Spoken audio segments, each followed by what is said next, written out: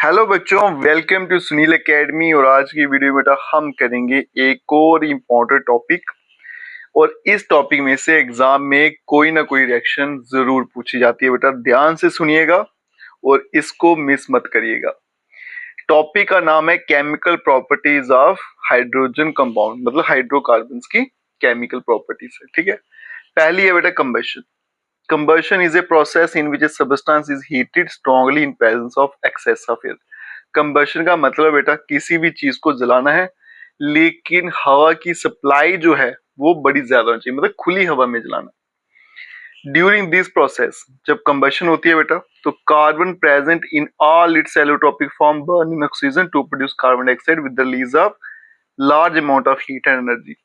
जब कंबशन होती है बेटा, तो कार्बन जो है वो ऑक्सीजन के साथ मिलकर क्या बनाती है, कार्बन डाइऑक्साइड, और हमें हीट और एनर्जी मिलती है। Due to evolution of large amount of energy, large amount of heat, hydrocarbon used as fuel. कहते हैं इसमें हीट जो है बड़ी ज्यादा निकलती है, इसलिए बेटा इसको इस्तेमाल किया जाता है एज ए फ्यूल। किसको? हाइड्रोकार्बन को। मीथेन जो है is a major constituents of natural gas. Natural gas जो है किससे बनती है? मीथेन से। एलपीजी जो हम कुकिंग गैस के लिए इस्तेमाल करते हैं वो किससे बनता है बेटा? बुटेन से। इथाइन जो है वो इस्तेमाल की जाती है एज ए फ्यूल, किसमें? Oxy acetylene torch. और ये टॉर्च जो है कटिंग और वेल्डिंग ऑफ मेटल के लिए इस्तेमाल की जाती है। Saturated hydrocarbons give clean flame while unsaturated hydrocarbons give a yellow flame with a lot of black smoke। कहता है कि जो सैचुरेटेड हाइड्रोकार्बन्स होते हैं जब उन्हें जलाते हैं तो क्लीन फ्लेम मिलता है हमें, मतलब कोई ब्लैक कलर की डस्ट उसमें से नहीं निकलेगी। जबकि अनसैचुरेटेड हाइड्रोकार्बन्स अगर उन्हें जलाया जाए तो एक तो वो येलो फ्लेम के साथ जलेंगे और साथ में बड़ा सारा गंद भी देते हैं, ब्लैक कलर के पार्टिकल्स जो निकलते हैं। इसकी वजह से क्या होता है? दिस रिजल्ट इन ए सूटी deposit on a metal plate. अगर आप उसके ऊपर कोई बर्तन रख देते हो तो वो ब्लैक कलर का हो जाता है, उसके ऊपर जम जाएगा वो ब्लैक कलर के पार्टिकल्स। हाउएवर, लेकिन limiting the supply of air result in incomplete combustion of even saturated hydrocarbon giving a सूटी फ्लेम। अभी तक हमें ये पता था कि जो सैचुरेटेड हाइड्रोकार्बन होते हैं जब वो जलते हैं एकदम क्लीन फ्यूम होता है उसका, है ना, फ्लेम जो होता है वो क्लीन होता है जैसे आपकी कुकिंग गैस होती है। लेकिन अगर हम क्या करें बेटा, इस सैचुरेटेड हाइड्रोकार्बन को भी क्या करें, लिमिटेड एयर दें, मतलब एयर की सप्लाई उसकी कम कर दें, तो फिर वो भी क्या करेगा, गंद देना शुरू हो जाएगा, ब्लैक ब्लैक कलर के पार्टिकल निकालना शुरू हो जाएगा। इसीलिए गैस या फिर कैरोसिन स्टोव जो आप घर में इस्तेमाल करते हो उसमें इनलेट्स मतलब होल्स बने होते हैं ताकि एयर की सप्लाई प्रॉपर बनी रहे और आपका जो फ्लेम है वो साफ सुथरा रहे और ब्लू कलर में जलता है। Fuel such as coal and petroleum have some amount of nitrogen sulphur in them. कुछ फ्यूल ले लेते हैं जैसे कोल हो गया या पेट्रोलियम है बेटा, इनमें नाइट्रोजन और सल्फर भी होता है। देयर कंबशन, जब इनको जलाओ तो क्या बनता है बेटा? Oxide of sulphur and nitrogen जो इन्वायरमेंट को खराब करते हैं। ठीक है, आगे ये रिएक्शन है सिंपल सी, कार्बन की है, मीथेन की है। ठीक है, नेक्स्ट है बेटा ऑक्सीडेशन। ये बहुत इंपॉर्टेंट है, तो इसे एग्जाम में पूछा भी जाता है। Various carbon compounds are oxidised in presence of free agent called oxidising agent. देखो भाई, कार्बन के जो कंपाउंड्स है, जो हाइड्रोकार्बन्स है, वो ऑक्सीडाइज होते हैं, मतलब ऑक्सीजन को अपने साथ ऐड कर लेंगे।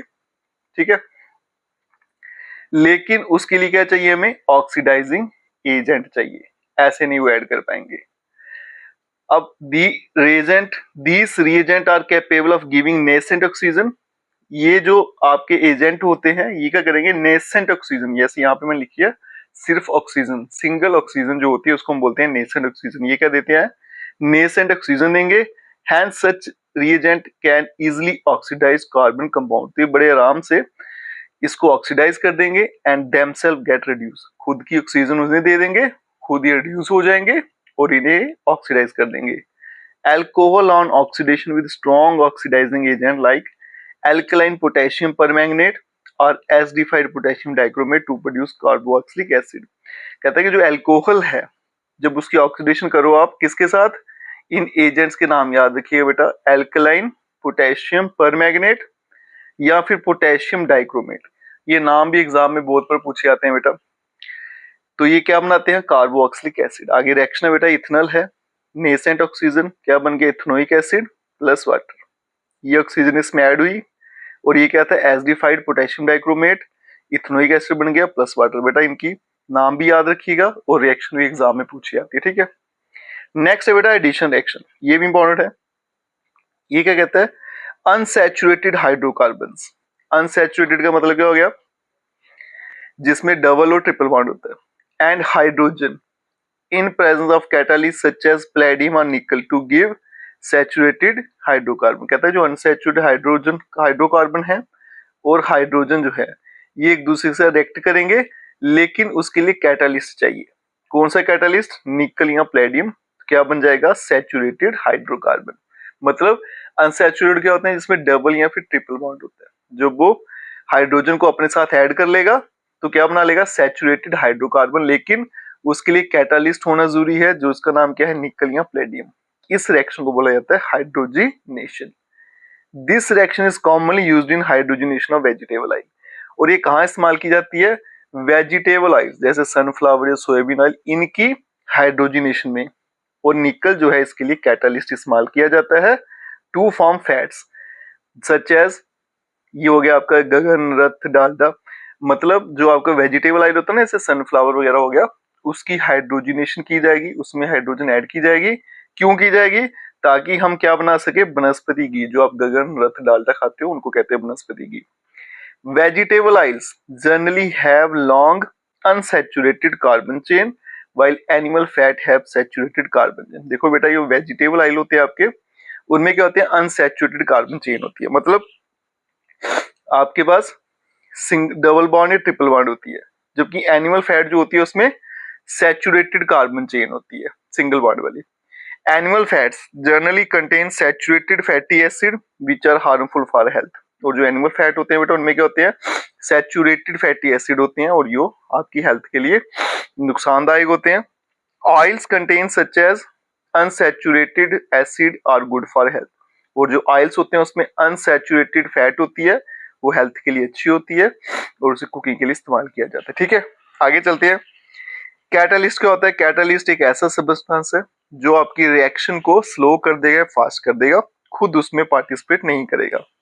जैसे बेटा एग्जांपल है इथीन, इसकी हाइड्रोजनेशन के मतलब इसमें हाइड्रोजन ऐड किया और कैटालिस्ट क्या चाहिए, निकल, तो बन गया इथेन, सिंगल बॉन्ड हो गया, है ना।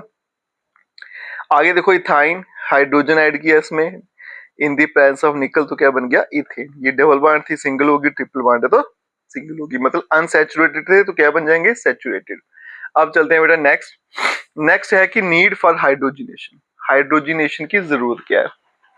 When vegetable oil are exposed to hot and humid weather for a long time, they turn rancid and occurs due to the formation of carboxylic acid and aldehyde by the action of oxygen and moisture on long unsaturated carbon chain present in vegetable oil.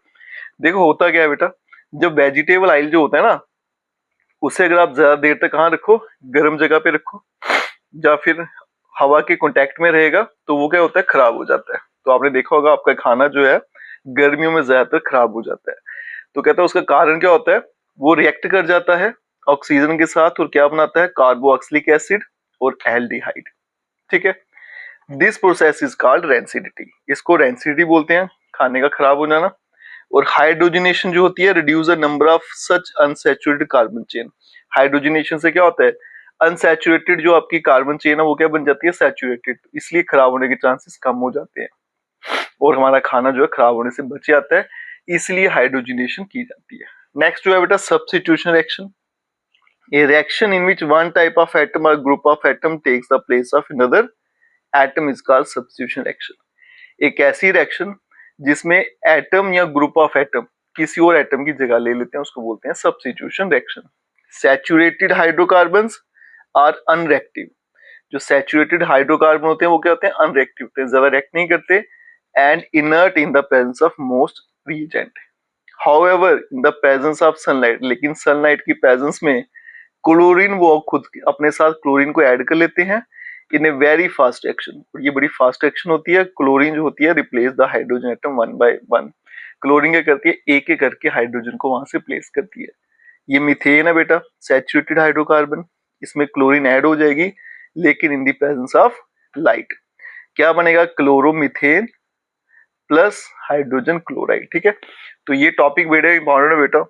4 तरह की इसकी property है, 4 में से कोई एक exam में पूछी आती है, स्पेशली हाइड्रोजनेशन। ठीक है, इसको अच्छे से प्रिपेयर कर लेना। अगर आप वीडियो देखते हो लाइक जरूर करिएगा, चैनल को लाइक सब्सक्राइब शेयर जरूर करें। Best of luck.